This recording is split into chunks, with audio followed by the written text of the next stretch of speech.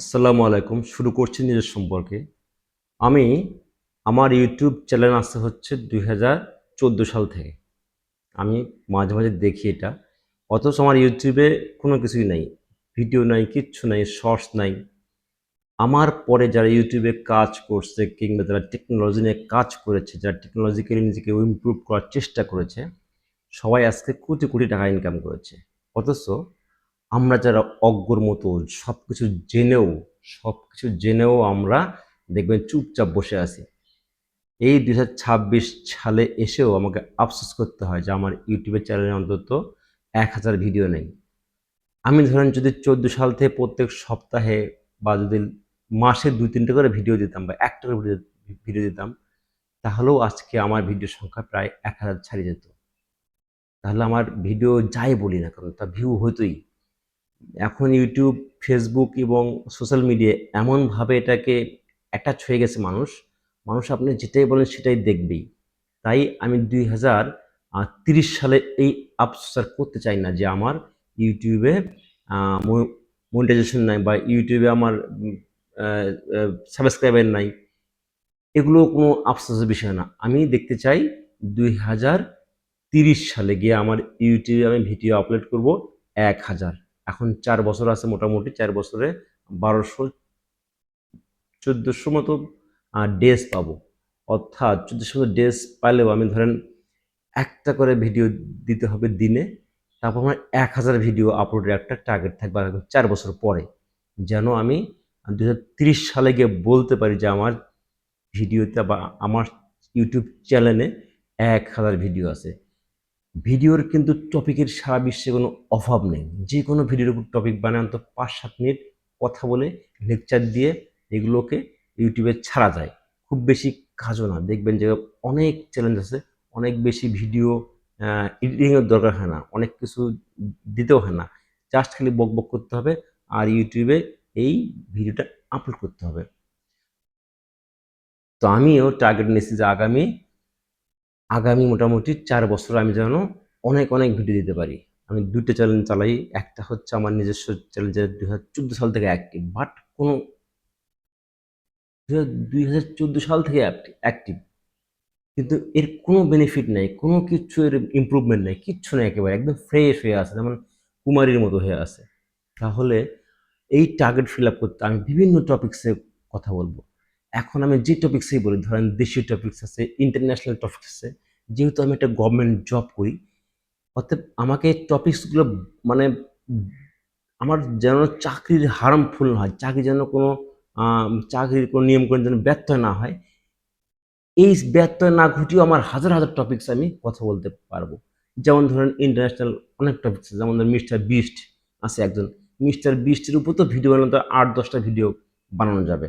তারপর বাংলাদেশের যে কনটেন্ট ক্রিয়েটর গুলো আছে ইউটিউবে যেমন রাকিব হাসান। বাংলাদেশের রাকিব হাসান হচ্ছে টপ সাবস্ক্রাইবার। তার ২৩ মিলিয়নের উপরে হচ্ছে ইউটিউব আ সাবস্ক্রাইবার। সেই হচ্ছে বাংলাদেশের সবচেয়ে আম বেশি সাবস্ক্রাইবার বেশি সাবস্ক্রাইবার যুক্ত বা বেশি সাবস্ক্রাইব ওয়ালা ইউটিউবার। এরকম হাজার, হাজার অনেক টপিকস আছে যেমন পাকিস্তান নিয়ে পাকিস্তানের কিছুদিন আগে অনেক বড়, বড় মানে ঘটনা ঘটে গেল। একই সাথে ধরেন আপনার আমেরিকার যুদ্ধ চালাচ্ছে হচ্ছে ইরানে। আ আবার যুদ্ধ চলছে রাশিয়া এবং হচ্ছে আপনার ধরেন ইউক্রেনে। ইউক্রেনটা কেন অ্যাটাক হলো? ৪ বছর ধরে যুদ্ধ চলতেছে। কেউ হার মানতেছে না। এগুলো টপিক ধরেন জেনারেল সেন্সে অনেক কিছু বোঝা যায়। অনেক টপিকস আপনি পাওয়া যাবে। যেখানে আপনার ধরেন কথা বলতে, বলতে শেষ করা যাবে না। অতএব আমি মানে একটা হীনমন্যতা, একটা সমস্যা কি? এই সময় ভিডিও বানাবো না, ওই সময় ভিডিও বানাবো না, কখন ভিডিও এডিট করব, কখন কি করব? মানে সময় তো পাই না মনে হয়। কিন্তু তারপরেও আমি একটা টার্গেট নিছি যে কি? আমার টার্গেট ফিল আপ করতে হবে হচ্ছে আমি যেন আগামী ৪ বছর পর আমার চ্যানেলে ১,০০০ এর উপরে ভিডিও থাকে। তাতে আমি দেখব যে এখন যে আমি আফসোসটা করতেছি, অনেকে দেখবেন যে YouTube এ বেশি না ১৫,০০০, ২০,০০০ ফলোয়ার্স কিংবা ৪০,০০০ সাবস্ক্রাইবার। সেখান থেকেই তারা ধরেন হিউজ একটা আম মানে কিছুই না হোক মানুষ তো জানতেছে যে না এই লোকটা ভিডিওতে কথা বলে, ভালো ভালো কিছু তথ্য দেয়। তো তথ্য নির্ভর ভিডিও বানাতে হবে। তথ্যর তো বিশ্বে অভাব নাই। ইন্টারন্যাশনাল যে ধরেন ২০৬ টা বা ২৩০ টার মতো দেশ আছে। একটা করে দেশের উপর তো 5 মিনিট করে ভিডিও অটোমেটিক্যালি বানানো যায়। তো আমি কেন বসে থাকবো? 5 মিনিট, 7 মিনিট, 8 মিনিট করে বানাবো, কিংবা একদিন বেশি না। ধরেন আমার 3-4 ঘন্টা বা 5 ঘন্টা লাগবে একটা তথ্য সংগ্রহ করতে। ও 4-5 বার রিভাইজেশন করব বিভিন্ন জায়গায় ডিউটি করতে করতে, কাজ করতে করতে। তারপরে মনে করেন যে একটা ভিডিও মেক করে ফেলবো।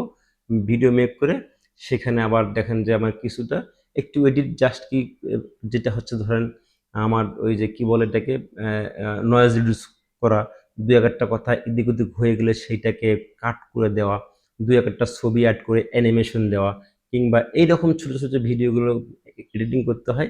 এগুলো এডিট করে একটা ভিডিও মনে করেন যে আমি ছেড়ে দিলাম 5-6 মিনিট বা 7 মিনিট, দেখবেন যে একদিন অটোমেটিক্যালি একটা এমনি 10,000 8,000 ভিউ হবে।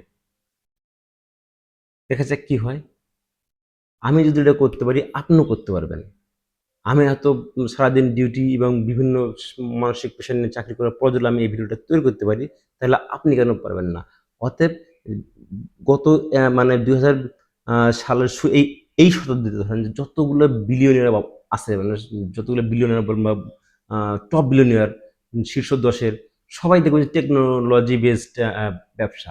যেমন যেমন হচ্ছে ধরেন ইলন মাস্ক। ইলন মাস্ক তো ১ম মানে ট্রিলিয়নিয়ার এই বিশ্বে ১ম মানে ট্রিলিয়নিয়ার।